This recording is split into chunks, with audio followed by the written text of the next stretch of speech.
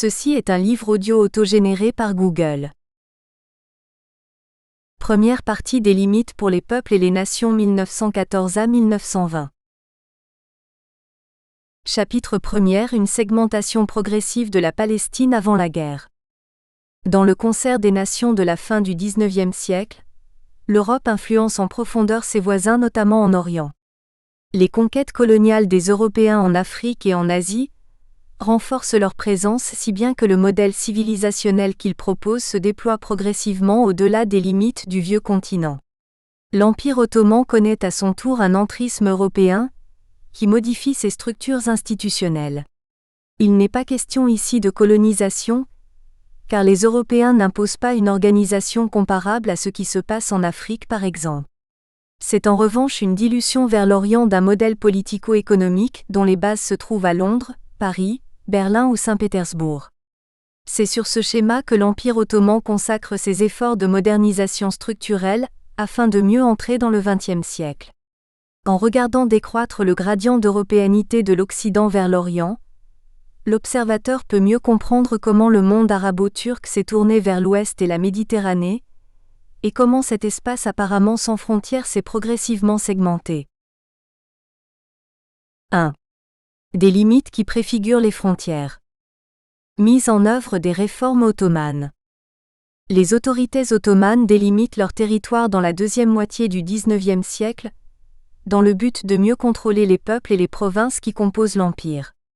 Les subdivisions administratives naissent d'un besoin de renforcer le pouvoir central en imposant aux pouvoirs locaux des entités nouvelles dirigées en haut lieu depuis Constantinople. Les réformes entreprises par l'Empire ottoman sont d'inspiration occidentale. Elles sont même largement influencées par les puissances européennes. Il est donc évident d'y voir un déclin, un effacement de l'Empire au profit d'éléments extérieurs seuls capables de supplanter un délitement institutionnel.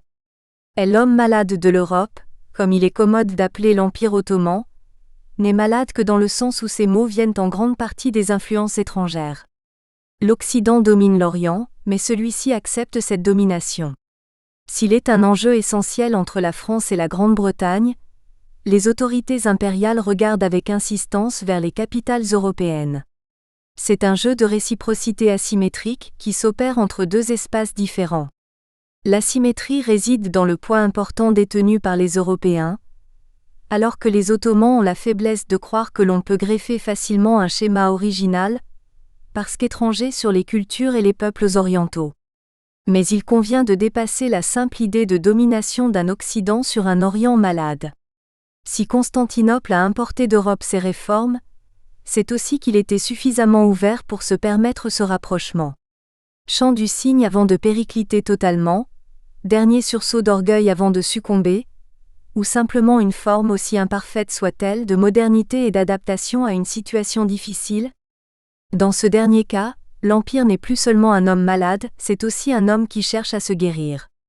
La voie de la guérison, pense-t-on depuis la capitale ottomane, passe par les capitales occidentales. Il suffit de voir la place tenue par la France, la Grande-Bretagne, l'Allemagne ou la Russie à la fin du XIXe siècle, pour se convaincre de la tentation d'importer en Orient des structures qui ont fait leurs preuves ailleurs. La modernité n'est cependant qu'apparente, elle ne permit pas de refonder entièrement un empire multinational. Il était en effet illusoire de croire que les États et les nations fussent les mêmes partout. De plus, l'historiographie récente a été à l'origine d'une réhabilitation des empires et d'une manière générale du monde avant les États-nations, qui ne sont plus seulement perçus comme des entités archaïques incapables de se réformer. Des études ont mis l'accent notamment sur leur périphérie, zones de contact, de diversité et d'identité à la fois régionale et multiple 96, et sur leur dimension cosmopolite plutôt que strictement multinationale. Dans cette nouvelle perspective, l'Empire ottoman n'est plus seulement un homme malade, c'est aussi une unité politique qui a favorisé une forme d'intégration par le biais de son centralisme étatique. La période du Tanzimat qui s'ouvre en 1839 répond donc à un double souhait. Satisfaire les puissances européennes et moderniser un empire dont les structures sont vieillissantes. Le Tanzimat, signifiant réorganisation en turc, est l'œuvre de sultans réformateurs. Les administrations provinciales sont corrigées, ainsi que leurs limites attenantes. En 1864, la loi sur les vilayets est promulguée. 27 sont constitués et subdivisés en sandjaks. Le tracé est décidé depuis Constantinople, qui centralise le pouvoir et qui décide de remodeler un espace dont les limites sont le reflet de sa volonté souveraine. Il n'est pas question de tenir compte des impératifs culturels, ethniques ou sociaux des populations, mais d'abord d'impératifs économiques dont le but est de rendre viables ces transformations. Cela va favoriser l'éveil des nationalismes qui trouvent dans le contexte du tournant du XXe siècle une période favorable pour leurs revendications. Le principe d'égalité, dont les fondements sont largement européens et surtout français, est une des bases de ces nouvelles réformes. Une nouvelle géographie politique. À l'époque ottomane, la Palestine est une région divisée administrativement par le pouvoir central en place à Constantinople. Les frontières palestiniennes sont donc des frontières intérieures à l'Empire ottoman, et la période de réforme que connaît la Porte au XIXe siècle va réorganiser encore la Palestine. Ces réformes, appelées les Tanzimat, se fondent sur l'instauration du libéralisme économique et sur la mise en place d'un système administratif inspiré du modèle français. Cette présence européenne en Orient se fait ressentir également dans l'enjeu de la Terre sainte, ce qui conduit le gouvernement central ottoman à surveiller particulièrement les affaires de cette région. Le sandjak de Jérusalem, tout en étant théoriquement rattaché au vilayet de Saïda, dépend directement de la capitale 101. Le nord de la Palestine, en dehors du sandjak, fait partie de ce vilayet. Après 1860, la Porte constitue une grande province de Syrie. En 1872, les 3 sandjaks palestiniens de Naplouse, Acre et Jérusalem en sont détachés pour former une éphémère province de Jérusalem qui dure 2 mois, mais qui préfigure déjà ce qui sera au lendemain de la Première Guerre mondiale la Palestine mandataire.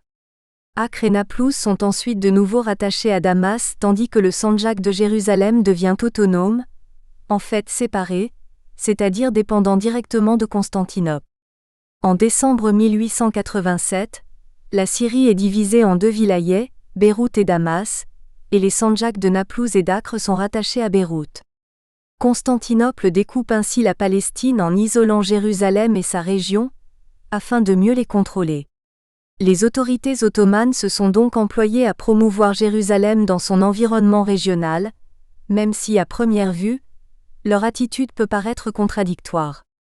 D'un côté, on perçoit bien Jérusalem, dans la capitale ottomane comme dans la population arabe locale, comme le centre d'une entité plus large, le pays dit de Philastin, de l'ancienne Palestina romaine, 102. Ce sentiment tient à la prise de conscience progressive des ambitions européennes et sionistes sur une terre sainte dont la ville est le centre, mais également à son statut spécial dans l'islam. D'où la constance avec laquelle le pouvoir ottoman a toujours pris soin de découper la région en plusieurs entités administratives. C'est pour offrir moins de prise aux ambitions extérieures que, dès avant 1830 et jusqu'en 1914, Jérusalem reste une capitale de sandjak, c'est-à-dire un district qui ne représente qu'une fraction du pays de Philastin et non celle d'une province entière comme Beyrouth, Damas et même Acre au début du XXe siècle. L'ouverture progressive de la Palestine à l'Europe fait ainsi ressurgir, autour des lieux saints, des conflits que des siècles de domination musulmane et ottomane avaient apparemment maintenus dans l'oubli. Invention de la Terre sainte, pour reprendre l'expression de l'ouvrage éponyme de Henri Laurens 104 Invention européenne s'il en est un élément important dans la construction frontalière administrative de la Palestine ottomane. En faisant coïncider les juridictions consulaires de Jérusalem avec les limites du sandjak, le pouvoir ottoman entend bien contrôler les puissances européennes qui considèrent la ville sainte comme un poste politique et un point focal des relations entre l'Orient et l'Occident. Les frontières palestiniennes émanent donc, dans la deuxième moitié du XIXe siècle, d'une dualité entre une occidentalisation de la région et un centralisme de la part de la Sublime Porte. La Palestine, avant-poste européen, ou bien dernier scellement d'un empire oriental déjà malade? Cette question va perdurer jusqu'à la Première Guerre mondiale et la chute de l'Empire ottoman. La géographie de l'espace palestinien est ainsi le produit d'une histoire mouvementée que connaît un empire confronté à des puissances occidentales qui entendent bien faire valoir leurs droits sur la région. Les frontières sont tracées par l'histoire qui passe au-delà des éléments naturels du paysage. Pour l'étude de la Palestine, il faut parler de déterminisme historique plus que de déterminisme géographique. La géographie de la Palestine reste cependant un élément non négligeable pour caractériser l'identité du territoire. La Palestine est topographiquement et structuralement beaucoup plus basse que les plateaux jordaniens.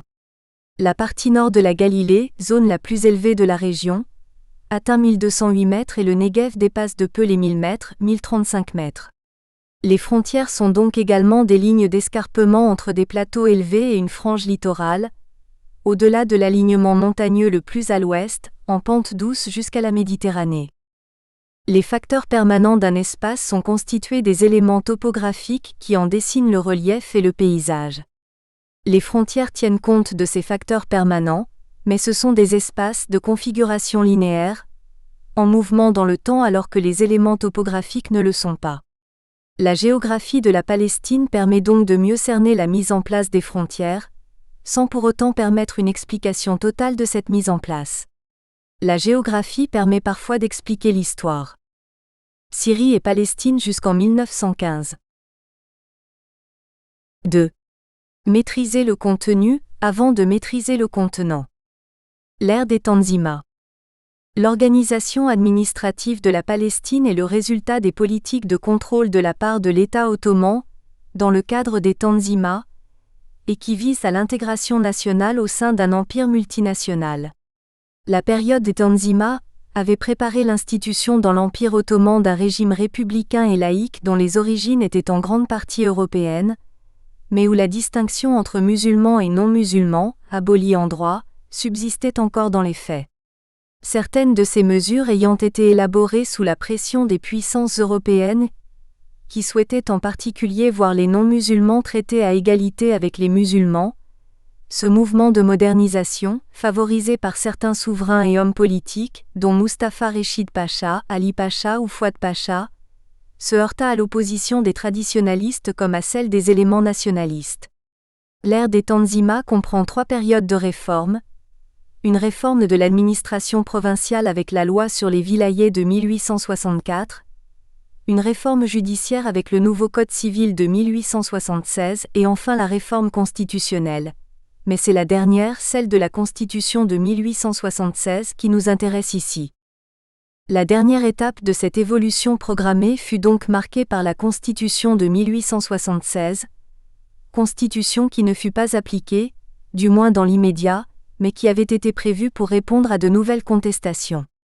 Certains personnages politiques au temps du sultan Abdul Aziz qui régna de 1861 à 1876 estimaient en effet que pour faire face aux puissances étrangères, l'État ottoman devait adopter un régime de type parlementaire et donner les mêmes droits civiques à l'ensemble de sa population. Il s'appuyait pour préconiser cette réforme sur le principe, toujours admis par les Ottomans, selon lequel les oulémas et les ministres avaient le droit de présenter des remontrances au souverain s'ils le jugeaient nécessaire.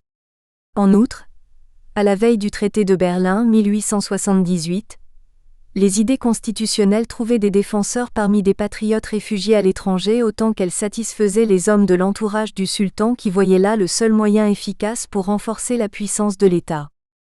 En septembre 1876, un rescrit du nouveau sultan Abdulhamid invita donc le grand vizir à élaborer une constitution parlementaire. Celle-ci prévoyait un parlement composé de 2 chambres, dans lesquelles les non-musulmans auraient été admis à siéger, et prévoyait l'existence d'un premier ministre non responsable devant le Parlement. Elle établissait l'égalité civile et politique de tous les sujets ottomans et envisageait le fonctionnement dans toutes les provinces de conseils élus. En fait, cette constitution ne fut pas appliquée, Abdulhamid ayant rétabli lui-même un régime absolutiste qui dura jusqu'en 1909. La Palestine traverse ainsi ce changement de siècle, dans le cadre de cette réorganisation administrative 108. Les frontières sont endogènes du point de vue ottoman puisque c'est Constantinople qui les trace.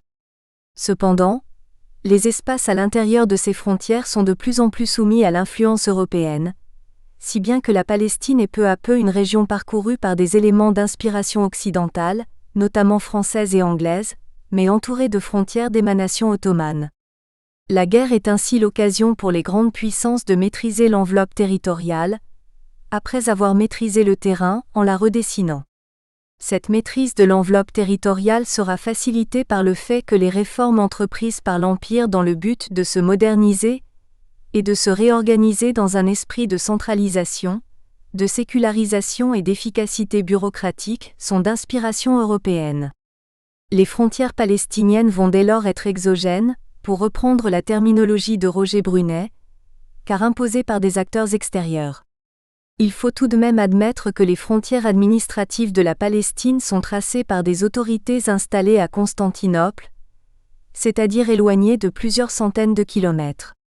Mais la Palestine étant une province de l'Empire ottoman, on ne peut pas ici parler d'acteurs extérieurs, ni encore moins étrangers simplement parce que des fonctionnaires turcs étaient présents dans la région, et que la politique du sultan Abdulhamid II était de favoriser les provinces arabes et de promouvoir les valeurs unificatrices de l'islam. Les réformes ottomanes sont un élément explicatif à la mainmise de l'Europe sur la Palestine, au lendemain de la guerre. La Palestine s'inscrit également dans un espace plus grand, entre un Occident et un Orient lointain. Le contrôle par les puissances européennes des routes commerciales vers les Indes amène ces mêmes puissances à intervenir dans la région. Ces routes entrèrent définitivement dans la sphère d'influence britannique quand la route des Indes emprunta le canal de Suez. Ainsi l'Égypte, déjà rebelle aux Turcs depuis 1883 sous Mohamed Ali Pacha et ses fils, tomba en 1883 sous domination britannique. En 1892, les Ottomans permettent aux autorités égyptiennes d'administrer le Sinaï. Les Britanniques décident immédiatement de tracer une frontière unilatérale allant en ligne droite de El Arish jusqu'à la tête du golfe d'Aqaba. Les buts de la Grande-Bretagne étaient de parvenir à une zone de protection orientale du canal de Suez et de contrôler la rive occidentale du golfe d'Aqaba. Les Turcs refusent cette frontière et proposent deux alternatives mais aucune des deux ne satisfait les objectifs britanniques. L'accord de 1906 à propos de la frontière sud. La Grande-Bretagne et les Ottomans parviennent à un accord le 1er octobre 1906, qui situe le tracé séparant l'Égypte et l'Empire ottoman plus à l'est, entre Rafah au sud de Gaza et un point sur le golfe d'Aqaba à environ 5 km d'Aqaba. Cette frontière correspondait à la limite traditionnelle et séculaire de l'Empire ottoman, qui avait été rayée des cartes depuis plus de 3 siècles. Cette crise ouverte entre la Grande-Bretagne et les Ottomans montre que désormais la péninsule arabique et les provinces arabes sont une nouvelle zone de conflit politique.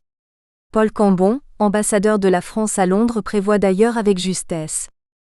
L'Angleterre sera donc obligée de s'implanter de plus en plus dans la presqu'île arabique. Elle en tient déjà tous les abords, mais il faudra qu'elle mette un jour ou l'autre et de façon plus ou moins apparente la main sur le grand shérif de la Mecque. Ce sera une lutte terrible avec Constantinople. En faisant reculer la frontière, la Grande-Bretagne pénètre peu à peu dans la péninsule arabique, mais se rapproche également des provinces arabes tenues par le shérif de la Mecque. La frontière du Sinaï est donc à ce moment un élément de sécurité pour les intérêts anglais, mais aussi un facteur d'instabilité pour les années à venir. Les stratèges britanniques le savent, et ils considèrent cette ligne de démarcation comme provisoire et réfléchissent sur la meilleure façon de se défendre contre l'invasion d'une armée germano-ottomane.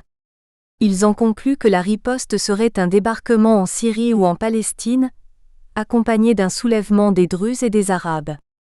Des repérages sont organisés pour étudier les meilleurs sites de débarquement. Il ne s'agit cependant que de prévoir des éventualités, de préparer des hypothèses d'école. Le Sinaï représente ainsi un glacis protecteur britannique contre les incursions ottomanes et allemandes.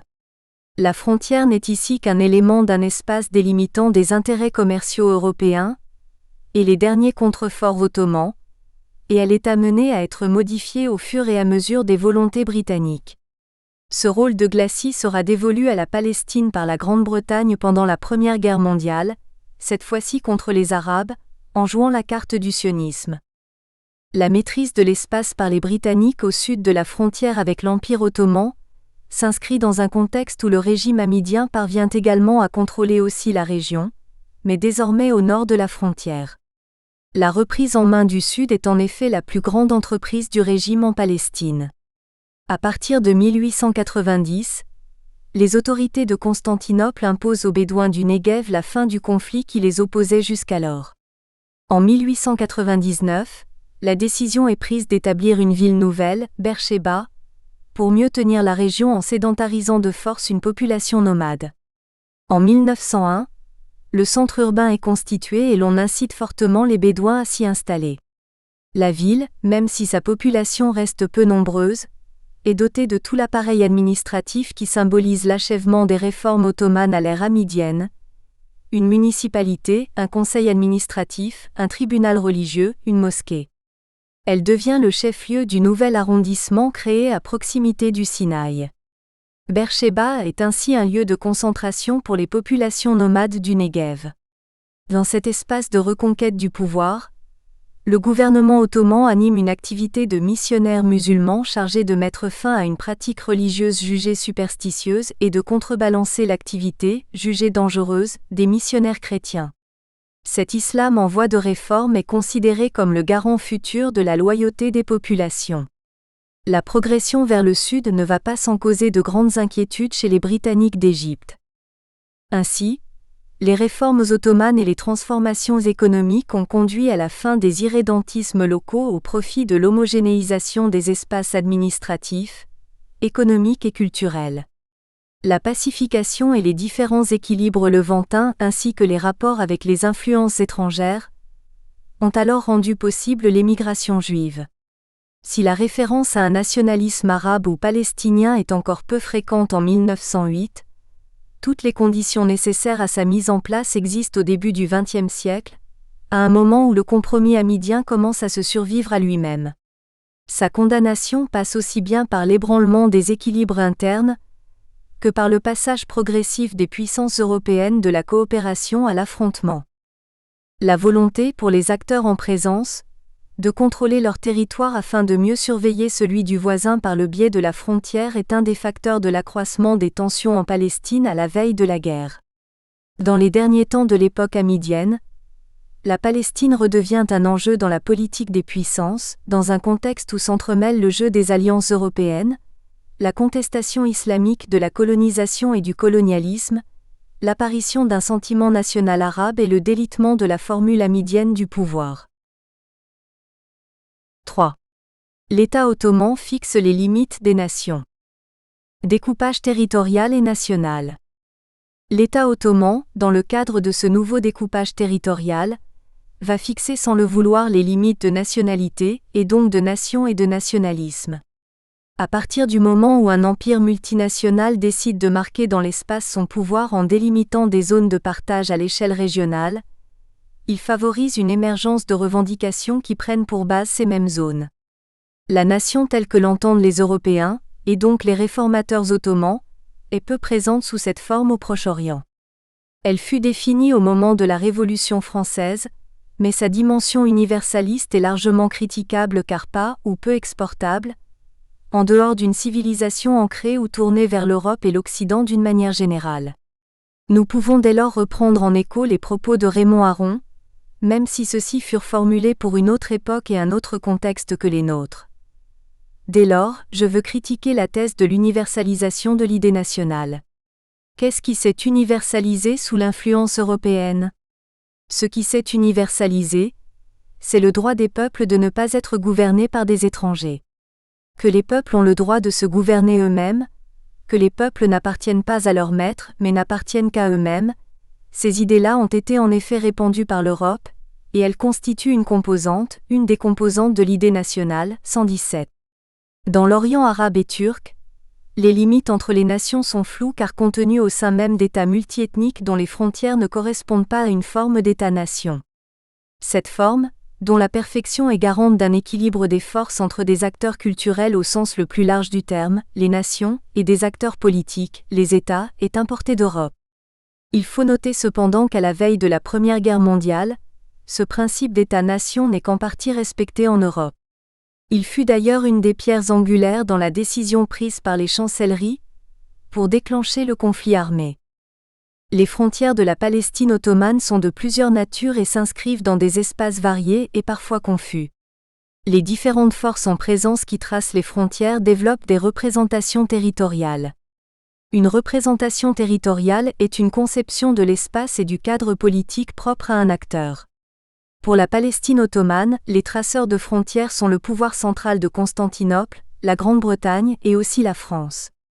En effet, les populations palestiniennes ne sont pas des entités conscientes. Elles sont représentées par des structures qui sont les véritables acteurs et qui jouent un rôle fondamental dans la transmission des représentations territoriales.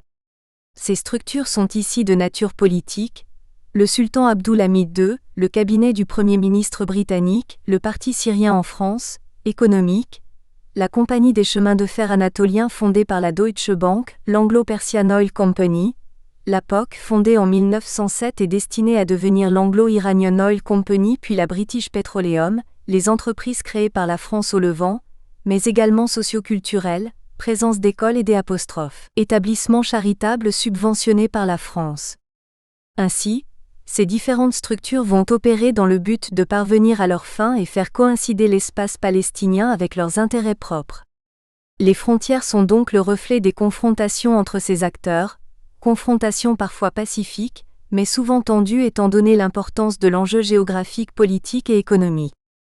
Les frontières, bien qu'en marge d'un territoire, deviennent des centres de convergence pour les intervenants, et elles sont dès lors considérées comme les derniers éléments à contrôler afin de maintenir une cohésion dans les réseaux mis en place dans la région. Ces réseaux sont de nature différente et correspondent aux structures qui interagissent et tissent un maillage au cœur de la Palestine ottomane. Si la Palestine, d'un point de vue géographique, n'est que la partie occidentale de la Syrie, la volonté de la part des acteurs de marquer une hétérogénéité au sein de ce territoire est à l'origine du découpage frontalier. L'intuition de cette hétérogénéité qui est à la base de la production des discontinuités syriennes, et donc palestiniennes, a été sans doute influencée par le milieu physique, mais également par les caractères propres des populations locales. La Palestine est en périphérie dans la géographie de l'Empire ottoman, mais son statut de lieu saint et de voie de passage entre l'Occident et l'Orient lui confère une place particulière. C'est également une périphérie pour les puissances européennes, qui y voient un avant-poste pour leurs desseins en Orient. Avant-poste européen, dernière position ottomane, voilà la situation de la Palestine avant la Première Guerre mondiale. Si la frontière est une ligne, elle n'est donc pas considérée de la même manière de part et d'autre. La frontière au sud-ouest de la Palestine marque également la frontière entre deux espaces désertiques, le Sinaï et le Negev. D'un point de vue géographique, ces deux déserts sont identiques, mais le tracé frontalier fut à l'origine d'une rupture artificielle au sein de cette même entité, produisant ainsi des limites nationales au sein d'un espace topographique homogène. Les limites nationales. Le mouvement des jeunes Turcs s'est organisé en exil à la suite du développement de la part du sultan ottoman, d'un pan-islamisme califal particulièrement populaire dans les provinces arabes. C'est donc en Europe occidentale que les jeunes Turcs, et leur principale organisation politique, le Comité Union et Progrès, se sont inspirés des idées du libéralisme européen tout en souhaitant construire un État fortement centralisé où il ne devait plus exister de médiation entre les citoyens et le pouvoir. En juillet 1908, les jeunes Turcs forcent Abdulhamid à former un gouvernement dépendant du Comité Union et Progrès. L'effondrement du régime hamidien se traduit immédiatement par la déposition ou le déplacement des fonctionnaires dans les provinces de l'Empire. Mais en octobre-novembre 1908, des révoltes éclatent à Jaffa. Ces manifestations populaires s'en prennent frontalement à tout le système capitulaire, ce qui inquiète les représentants des puissances européennes. Le fait que cette mobilisation se soit faite au nom d'un patriotisme ottoman, regroupant musulmans et chrétiens, est caractéristique de l'ambiance des premiers mois du gouvernement des jeunes Turcs. On peut y voir l'amorce de la constitution d'une opinion publique palestinienne, dépassant le clivage confessionnel de la population arabe. Cette rupture dans les mentalités se retrouva au sein de l'espace palestinien, qui va se dissocier des autres provinces de l'Empire. Les frontières administratives sont alors accent aigu interprétées pour devenir des frontières à l'intérieur desquelles le caractère national arabe est plus marqué. Ce caractère national est cependant toujours traversé par des luttes confessionnelles au début de l'année 1909, notamment autour du patriarcat orthodoxe de Jérusalem. Les orthodoxes arabes contestent la suprématie du haut clergé ethniquement grec et précisent que le despotisme religieux du patriarche doit connaître le sort du despotisme politique du sultan. Devant l'inaction du pouvoir ottoman, les Arabes orthodoxes appellent à la solidarité des musulmans, des manifestations violentes s'en prennent aux institutions du clergé grec, et le patriarche est finalement déposé par le haut clergé. Les années suivantes, les contestataires continuent à appeler à la restauration des droits des Arabes usurpés par les Grecs. Dans leurs documents, ils se mettent à utiliser le terme de Palestine, à la place de celui plus traditionnel de Terre sainte. On assiste alors à une certaine laïcisation de l'espace, afin de mieux faire ressortir la dimension nationale arabe de la Palestine. La circonscription ecclésiastique du patriarcat de Jérusalem avait maintenu les divisions de la fin de l'époque romaine, comprenant 3 Palestines, la Judée, la Samarie et la zone littorale, allant du littoral à la Transjordanie, entièrement distincte du patriarcat d'Antioche qui regroupait les autres territoires syriens. Le maintien d'une spécificité géographique palestinienne par le biais du patriarcat de Jérusalem a permis la résurgence indigène du terme au début du XXe siècle, par l'intermédiaire de l'élite chrétienne 121. La Palestine se définit donc aussi par les populations autochtones, et surtout arabes. Parmi ces populations, la perception de la frontière devient peu à peu celle de l'enveloppe d'un État-nation en élaboration, même s'il convient de nuancer fortement cette expression compte tenu de l'hétérogénéité intrinsèque de la Palestine. Les premières immigrations juives et l'orientation territorialiste du sionisme. Ce sentiment national palestinien se confond avec le nationalisme juif, issu des premières vagues d'immigration à la fin du XIXe siècle. En Galilée, dans les colonies juives fondées par Lycéa 122, une forte dégradation de la situation se produit. Ces colonies nouvelles étaient fondées sur la culture extensive de céréales et n'utilisaient pas de main-d'œuvre arabe. Les paysans arabes contestent les titres de Lycéa, mais n'ont pas les moyens financiers d'engager une action en justice. L'activisme des pionniers en Palestine constitue une réaction à la situation vécue en diaspora.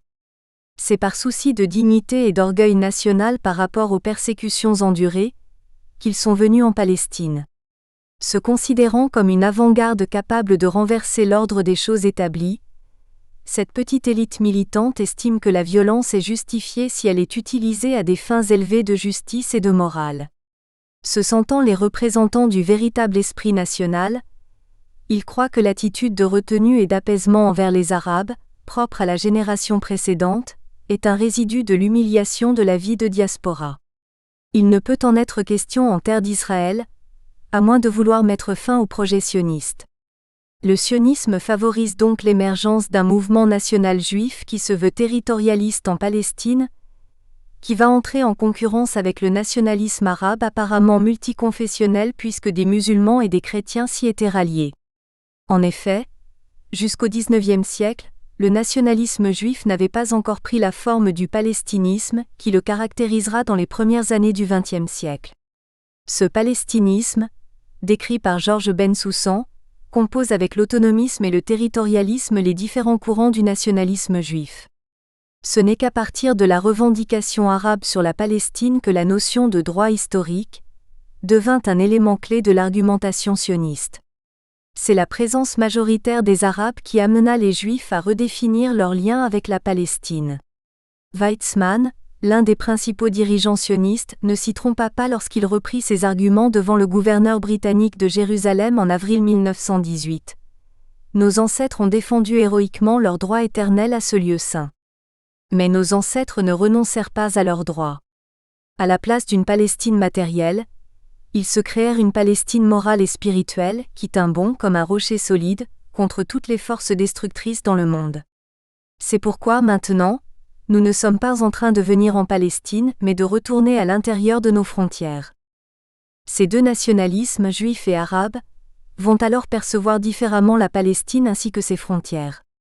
Le projet frontalier revendiqué par l'organisation sioniste en février 1919 à la Conférence de la paix de Paris montrera d'ailleurs bien la conception que se font les sionistes de la Palestine.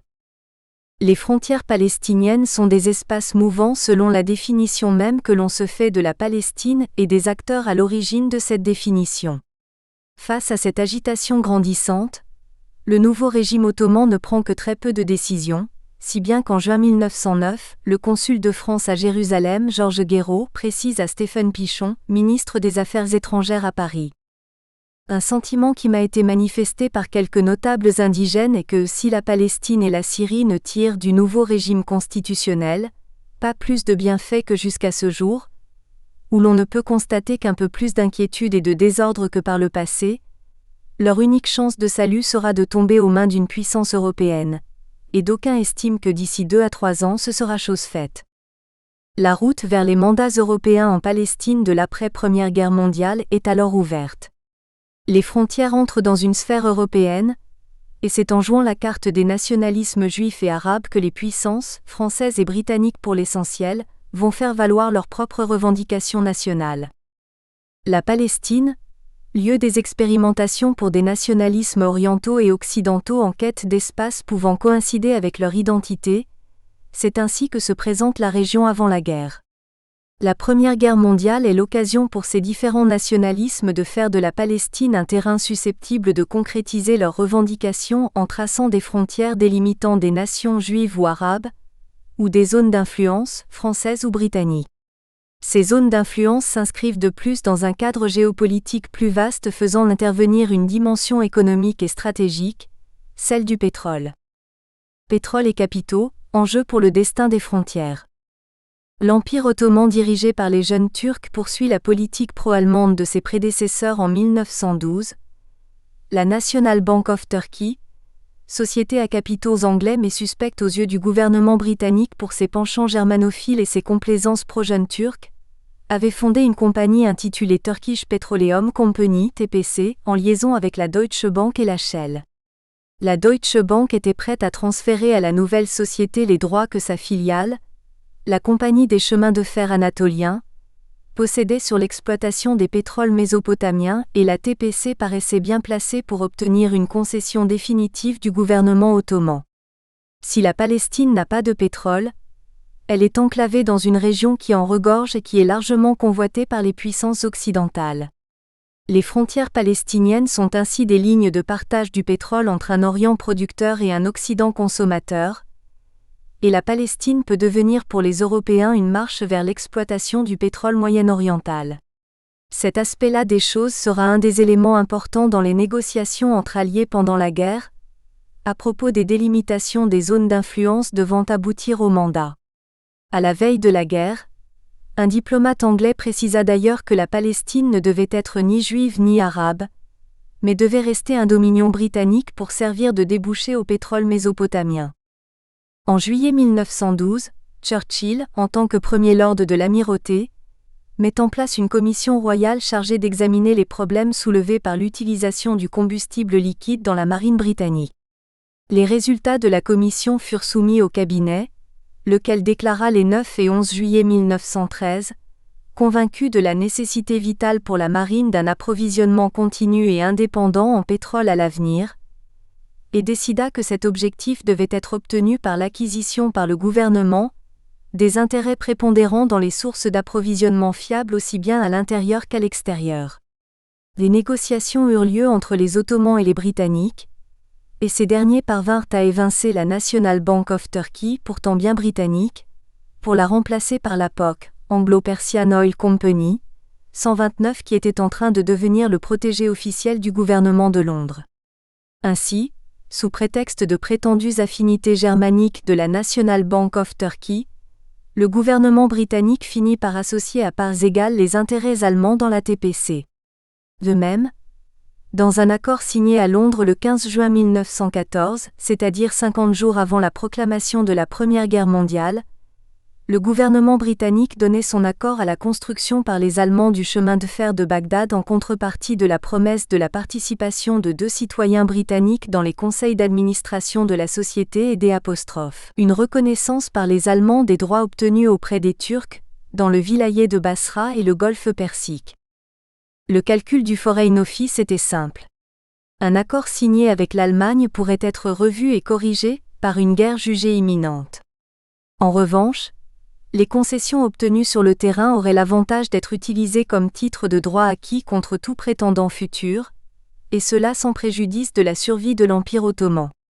De même, si les États peuvent disparaître ou perdre leurs droits à la suite d'une défaite, les compagnies privées restent et peuvent même faire de l'entrisme pour des intérêts indésirables. Ainsi, la Grande-Bretagne, en se faisant forte de battre l'Allemagne dans un futur proche, pourrait désormais s'allier à elle pour éliminer ceux qui ne lui plaisaient pas chez elle. Le 28 juin 1914, le grand vizir donnait son accord formel à la Grande-Bretagne et à l'Allemagne pour une concession pétrolière à la TPC en Mésopotamie. Si ces événements ne concernent qu'indirectement la Palestine, il n'en demeure pas moins qu'il s'agit là d'éléments importants permettant de mieux comprendre la politique du gouvernement britannique pendant la guerre. En effet, celui-ci n'aura de cesse de faire valoir ses intérêts en Mésopotamie dans le cadre des délimitations de la Palestine, toujours dans le but d'avoir un glacis protecteur pour ses possessions orientales. La Palestine, et ses frontières en particulier, s'inscrivent dans un espace largement plus grand qu'il est donc nécessaire d'évoquer. Les frontières sont le résultat de concurrences directes entre des intérêts privés et publics, nationaux pourrait-on dire, qui vont se faire ressentir plus que jamais pendant la guerre. La Palestine est tout à la fois une région à la dimension internationale, présence des lieux saints, mais également nationale, émergence de courants nationalistes forts parmi les Juifs et les Arabes, et régionale voire locale, présence d'entreprises pétrolières souhaitant s'ancrer dans certaines parties du Moyen-Orient en protégeant leurs concessions par le biais d'un hinterland, en l'occurrence ici la Palestine, définitivement contrôlée. Ces différentes échelles s'entrecroisent et vont se confronter jusqu'à la mise en place des mandats, au lendemain de la guerre. Chapitre DEUXIEME Le temps des illusions, les promesses de guerre. En 1914, la Palestine n'est que l'un des aspects et parmi les moins brûlants de la question ottomane. À cette date, l'homme malade de l'Europe a déjà perdu les Balkans et l'Afrique du Nord, mais conserve ce que l'on appelle alors le Proche-Orient, ou encore le Levant, dont l'acquisition remonte au XVIe siècle. Au sein de cet ensemble géographique syrien dont elle fait partie au même titre que le Liban, la Terre Sainte ne forme même pas alors une entité administrative distincte. Le Sandjak de Jérusalem est autonome, ceux de Naplouse et d'Acre dépendent du vilayet de Beyrouth, les Sandjaks de Damas et du Oran se partagent les étendues situées à l'est du Jourdain. La vocation religieuse de ce coin de terre comme les souvenirs historiques qui s'y rattachent ont entretenu néanmoins chez les chrétiens, les juifs et les arabes la conscience d'une entité aux contours imprécis, nommée par les premiers la Terre Sainte ou la Palestine, par les seconds Eretz Israël, la terre d'Israël, par les troisièmes enfin le pays de Philastin. Dans les consciences collectives orientales, la Palestine est donc mal délimitée, mais paradoxalement, elle l'est bien mieux pour les gouvernements occidentaux qui ont une approche plus internationale et territoriale de l'espace. Officiellement, la France, la Grande-Bretagne et l'Allemagne proclament leur attachement au maintien de l'intégrité ottomane, moyen déjà de barrer à la Russie tsariste la route des détroits et de Constantinople. Mais l'empire déclinant est aussi un cadre d'action idéal, où leurs impérialismes peuvent, sans risque d'affrontement majeur, se tailler des domaines dans les territoires trop grands pour l'appétit d'un seul. Moyennant quoi, si à la veille de la guerre, le démembrement de l'Empire ottoman n'est pas à l'ordre du jour, le partage de son territoire en zones d'influence est un processus déjà bien avancé comme nous l'avons vu précédemment.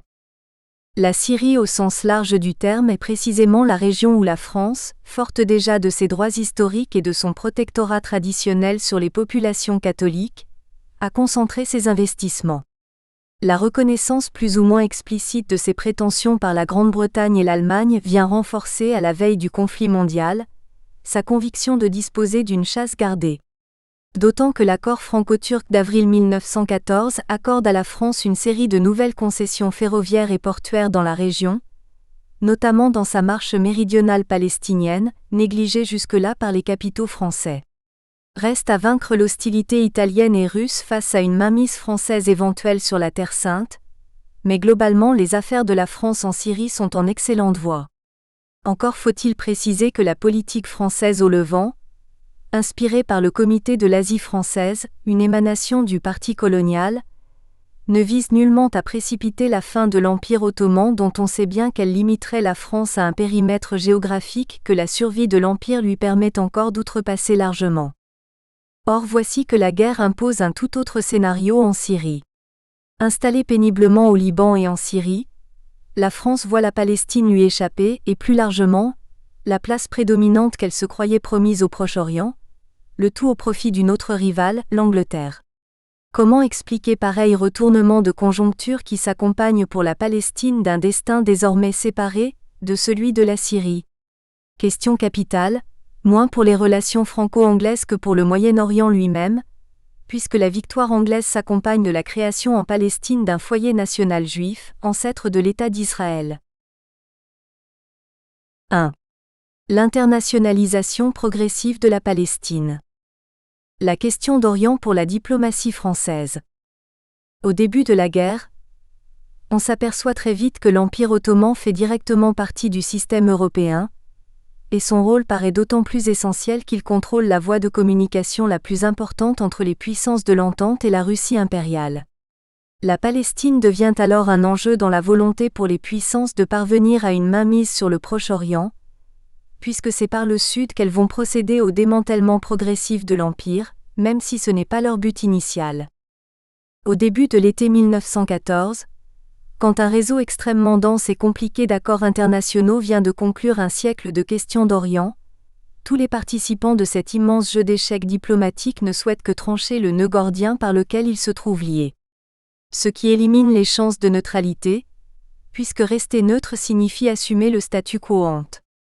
Alors l'Empire ottoman, ses nouveaux alliés, l'Allemagne et l'Autriche, et ses futurs ennemis, l'Angleterre, la Russie, la France et par la suite l'Italie, ne sont d'accord que sur un seul point, faire la guerre. Les événements qui ont précédé la guerre au Proche-Orient confirment cette volonté unanime. La célèbre fuite en 1914 des cuirassés allemands Goben et Brello à travers les Dardanelles, et leur achat par la Turquie, qui scella aux yeux de l'opinion publique l'alliance turco-allemande, fut longtemps considérée comme une ruse allemande pour forcer la Turquie à la guerre. On croit savoir aujourd'hui que le gouvernement anglais a laissé fuir ses navires, d'une part pour provoquer l'entrée en guerre de la Turquie, et d'autre part pour assurer sa supériorité navale en mer Noire. Cela aurait permis ensuite à la Grande-Bretagne de promettre Constantinople à la Russie, en sachant bien que cette dernière n'avait pas les moyens de la conquérir. La guerre va permettre de clarifier une situation qui était jusqu'alors complexe. On passe en effet d'une situation d'indétermination et de confusion des identités et des concepts permettant de les définir à une autre où lieu, région et peuple ont pris une définition juridiquement précisée. Avant 1914, les expressions telles qu'arabe, syrien, palestinien avaient un sens vague et changeant. Après la guerre, il existe une Palestine, une Syrie, voire un monde arabe, que l'on peut déterminer avec une très grande précision, même si le bornage définitif des contours prendra encore plusieurs décennies. Il fallait donc définir les peuples pour pouvoir définir les territoires. Ainsi, le 15 octobre 1914, dans un rapport adressé à Théophile Delcassé, alors ministre des Affaires étrangères, le vicaire général du diocèse de Sidone, pour la région Syrie et Mont-Liban, Joseph Laboungui précise que la France doit occuper la Syrie et le Mont-Liban. Sans doute, dira-t-on, rien ne s'oppose sérieusement à l'occupation de la Syrie et du Liban du côté de nos ennemis, mais les difficultés viendraient de notre cher allié, l'Angleterre, qui voudrait elle aussi avoir sa part. La réponse du Quai d'Orsay ne se fait pas attendre. Qu'on occupe au nom de l'Angleterre et de la France, et qu'on fasse le partage ensuite. La France pourra toujours plus facilement garder entre les mains un pays qu'elle aura occupé elle-même, qu'un pays qu'elle n'aurait pas occupé ou qui aura été occupé par l'Angleterre, car alors il sera bien plus difficilement remis à la France. Le gouvernement français souhaite donc occuper un territoire pour pouvoir ensuite le définir. La guerre, perçue comme une solution occidentale à un problème oriental, se retrouve dans la mise en place progressive d'un tracé frontalier à l'européenne dans une région, et surtout en Palestine, où les acteurs sont nombreux et espèrent tous profiter de la guerre pour parvenir à leur fin. En effet, la guerre concerne d'abord les puissances européennes, et si l'Empire ottoman est l'allié de l'Allemagne en Orient, ce n'est en aucun cas l'Allemagne qui est l'allié des Ottomans en Occident. La Palestine, comme le reste de l'Empire ottoman, pénètre dans une logique de guerre et donc de diplomatie proprement européenne. Cependant, si les visées françaises et britanniques sont de même nature, la façon envisagée pour les réaliser diffère grandement. Si l'on admet l'hypothèse que la culture française se veut assimilatrice et intégratrice, alors que le projet britannique se pose comme différentialiste et respectueux des cultures indigènes, on peut dès lors se demander s'il n'existe qu'une seule conception de la frontière en Europe, ou s'il en existe plusieurs, une qui serait d'inspiration française et une autre d'inspiration britannique. Dans ce cas-là, les frontières seraient soit des limites de protectorat, soit des limites d'État-nation. On peut comprendre pourquoi les Juifs et les Arabes ont plus volontiers joué la carte de la Grande-Bretagne pendant la guerre, espérant ainsi obtenir leur État par la suite.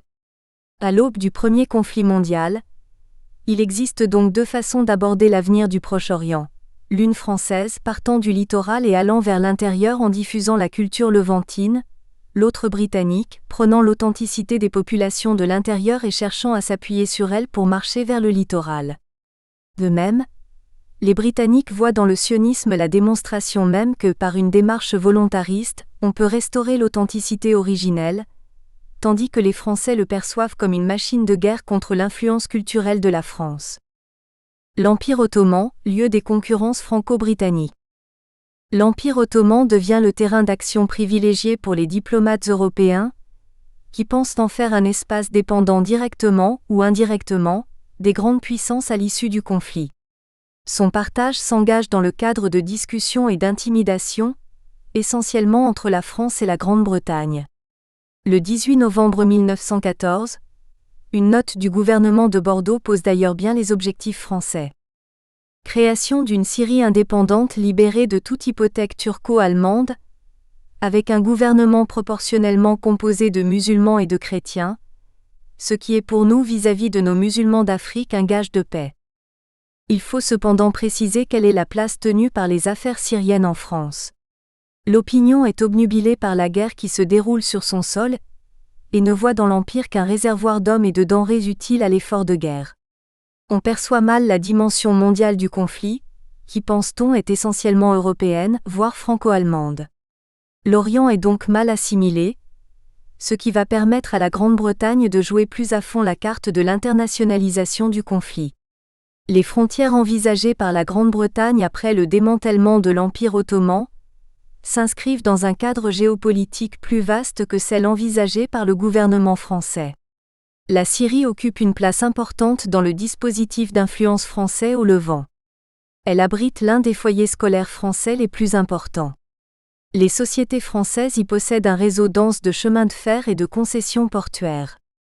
Toutefois, au-delà de cette présence régionale, la France n'a pas les moyens ni les ambitions d'être une puissance d'envergure dans tout l'Orient arabe. La Grande-Bretagne, puissance européenne dans l'Orient arabe, va savoir en profiter. Le parti syrien qui se constitue en France demeure très embryonnaire au début de la guerre.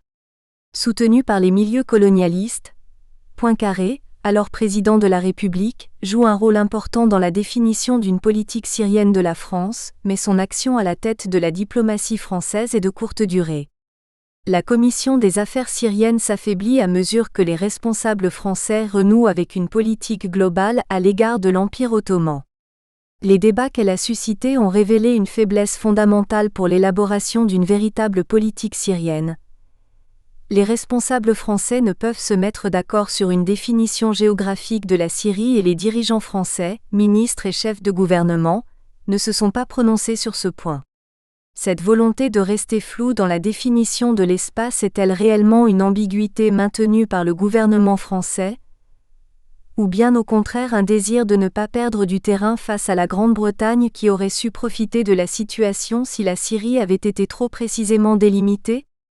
En effet, l'imprécision étant une garantie majeure pour les revendications futures des zones d'influence sur la région après la chute de l'Empire, et la Grande-Bretagne disposant déjà de l'Égypte, la France aurait ainsi préféré ne pas provoquer une réaction britannique en dessinant une carte de la Syrie et donc de ses droits historiques, et serait restée vague.